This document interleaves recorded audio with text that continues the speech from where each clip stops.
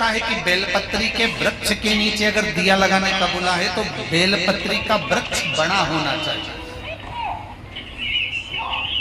छोटा सा बेलपत्री का वृक्ष और उसके नीचे तुम दिया लगा रहे हो तो उसकी छांव तुम्हारे ऊपर नहीं आएगी क्या? नहीं। तो बेलपत्री का वृक्ष बड़ा होना चाहिए, जिसके नीचे आप बैठ कर दिया लगाओ तो उसकी छत्र छाया रहना चाहिए। क्यों कहते हैं कि पंडाल में बैठकर जहां मौका मिल जाए, जहां जगह मिल जाए, पंडाल के भीतर बैठकर शिव महापुराण की कथा सुनना चाहिए। उसका कारण क्या है कि जो पंडाल बनता है वो शंकर भगवान की इस पोथी के ऊपर से चालू होता होता उससे जुड़ता जुड़ता जुड़ता जुड़ता जुड़ता 1 2 3 4 पीछे 5 साइड में 6 ऐसे बढ़ते जाए बढ़ते जाए बढ़ते जाए। जब एक दूसरे से जुड़ा होता है तो इसकी छत्र छाया अंत तक पड़ी रहती है, जहां तक आप बैठे हैं। वो तो भीड़ बढ़ जाती है तो लोगों को, अब जैसे आज भी अपार भीड़ होने के कारण लोग भयंकर खड़े हुए, उधर भी और पीछे। पर फिर भी हम तो कहेंगे अगर कहीं मौका मिले, आपको जगह मिल जाए तो बैठने का प्रयास। अरे वाह, ये कट गई, चलो जाता हूँ। अरे वाह, फ्रिज में जो सामान रखा जाता है, फल रख के जाते हैं तो वो सड़ते हैं। अरे बोलो जल्दी से। नहीं, फ्रिज में दूध रख दोगे तो फटेगा। अरे पीछे वाले भी बोलो रे। नहीं, फ्रिज में सब्जी रख दोगी वो सड़ेगी नहीं। फ्रिज में अगर तुमने सामान रखा है तो वो खराब नहीं होता। उसी तरह कथा सुनने जाओ तो पंडाल के अंदर बैठो, क्योंकि ये वो फ्रिज है जिसमें एक बार कोई पहुंच जाता है तो संसार में सड़ता नहीं।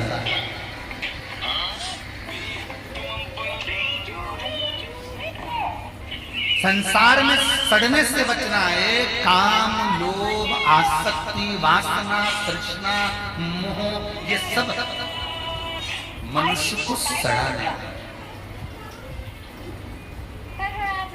इससे परे होना है। इसलिए सत्संग में जाकर बैठने का प्रयास करें।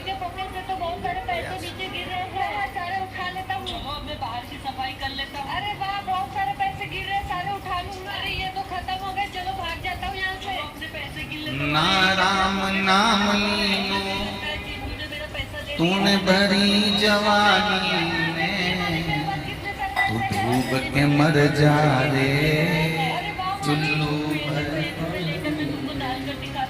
तू डूब के मर जा रे चुल्लू भर। जिसने मनुष्य की देह धारण करने के बाद अगर भगवान का भजन नहीं करा, स्मरण नहीं करा, संकीर्तन नहीं करा तो उसका जीवन बेकार है। बहुत ध्यान देना, पहले भी कथा में कहा, फिर कह रहा है, पत्नी, बच्चे, घर और खाने को भोजन, पेट भरने का सामान तो तुम जितने जन्म लोगे प्रत्येक जन्म में मिलेगा। सुन लेना रे भाई।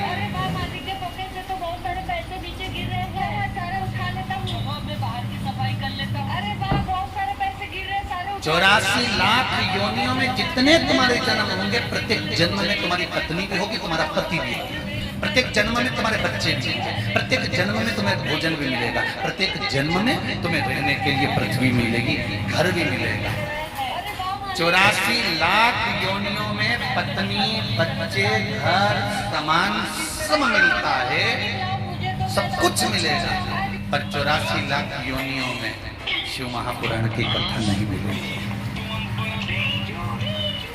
ये शिव महापुराण की कथा तो केवल मनुष्य के लिए है, मानव की योनि के लिए। इसलिए कहा, नौकरी करो, सर्विस करो, धंधा करो, बिजनेस करो, जो तुम्हें करना है सब करो, पर साथ में परिवार को चलाते चलाते शिव महापुराण की कथा, भगवान का भजन कीर्तन करते चलो, तुम्हारे पास समय नहीं रहता तो इतनी कमाई में से थोड़ा थोड़ा पैसा बचाकर दुकान में भी एक टीवी लगवा लो। उस टीवी में कुछ मत करो, केवल 2 बजे से 5 बजे तक, जब तक शिव महापुराण की कथा है उस समय तक उसको चालू कर कर बैठ जाओ। भले तुम ग्राहकी करो, भले तुम सारा काम करो, पर एक बात याद रखना, एक शब्द भी अगर कान में चले गया तो हो सकता है कि जिंदगी सवर जाए।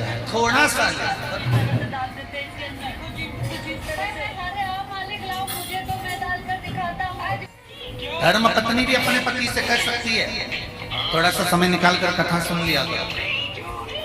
दिन में समय नहीं मिले तो रात्रि में सुन लिया करो। अब पति कहेगा मैं इतना थक जाता हूँ, कहाँ कथा सुन पाता हूँ, कहाँ समय। और सत्य बात है माताओं, पुरुष के ऊपर गृहस्थी का बोझ बहुत ज्यादा होता है।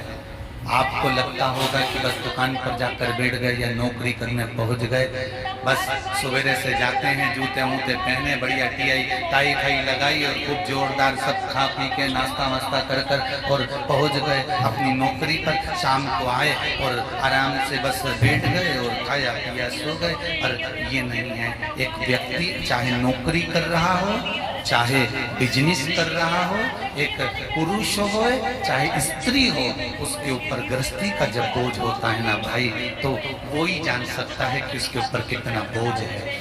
आप केवल उसका दिल पावन मजबूत कर सकती हो। आप अपने पति से कह सकती हो और पति अपनी पत्नी से कह सकता है कि समय निकाल कर, ये मानव का देह है, बच्चों के लिए करना है, परिवार के लिए करना है, कुटुंब के लिए करना है, सब कुछ करना है। घर भी बनाना है, गाड़ी भी लेना है, दुकान भी चलाना है, सबको देखना भालना, सब कुछ तुमको करना है। हम कह भी देंगे ना कि तुम ये सब छोड़ दो, तो तुम नहीं छोड़ सकते। क्योंकि मनुष्य का शरीर जब भगवान ने बनाया तो मनुष्य ने परमात्मा से पूछा कि तूने मुझे बनाया क्यों है। तो परमात्मा ने एक शब्द कहा, मैंने 2 कारणों से तुझे बनाया है। एक कर्म का भोग भोगने के लिए, दूसरा भजन करने के लिए। मृत्यु लोक में जाएगा तो तेरे को परिवार का भरण पोषण करना पड़ेगा। ये परिवार कौन है? तो भगवान कहते हैं तेरे बेटे पूर्व समय में तूने जिससे कर्जा लिया होगा वो तेरे बेटे बनकर जन्म लेंगे। पूर्व समय में जिसने तेरा साथ दिया होगा, तू शादी कर कर उसका साथ दे रहा होगा। पूर्व में तूने किसी का बुरा करा होगा तो कोई तो बुरा करने के लिए तेरे पास में आ जाएगा। कोई तुम्हारा धन खाकर भाग जाए तो रोना मती। भगवान कहते हैं कि पूर्व में तू उसका खाकर चले गया था, मर गया था, तो आज तेरा खाकर वो चले गया। इतना सारा पैसा एक जगह पर लगाया, एक कंपनी में लगाया, एक बैंक में जमा करा, मालूम पड़े बैंक की भाग गई। तो ये कैसे भाग गई? तुमने तो विश्वास करा था, पूरा काम करा था, कागज तैयार थे, सब लिखा पड़ी थी, कोई प्लाट तुमने लिया था, उस पर किसी ने कब्जा कर लिया। जरा समझो कि ये पूर्व का है जो कर्म हमको भोगना पड़ रहा है। ये जितने पत्नी पति बच्चे बेटा बेटी माता पिता भाई बंधु कुटुंब कबीला, ये सब हमारे पूर्व के संबंधों के अनुसार हमको प्राप्त होते हैं। भगवान ने कहा कि मृत्यु लोक में जा रहा है, बस एक बात याद रखना, पत्नी को भी पालना है, बच्चों को भी पालना है, परिवार को भी पालना है, घर भी तुझे बनाना है, दुकान भी तुझे बनाना है, जमीन भी जोड़ना है, बंगला भी बनाना है, गाड़ी भी तुझे लाना है। पर उसके साथ में एक काम जरूर करना कि थोड़ा थोड़ा शिव का भजन करते चले जाना, तो जिंदगी सवर जाए।